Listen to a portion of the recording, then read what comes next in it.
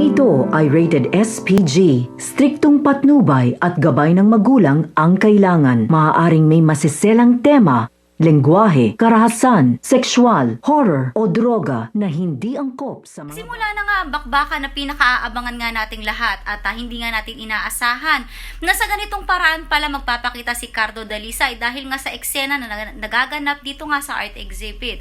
At doon ay agad nga na maghahanda ang Black Ops dahil nga lumabas na ang mortal nilang kaaway na si Cardo. Kung kaya't alam nila na nasa paligid lamang ang mga agila. At doon ay magsisilabasan na nga ang mga ito habang si Lito ay naghihintay lamang ng tamang pagkakataon mula nga doon sa kanilang tinataguan.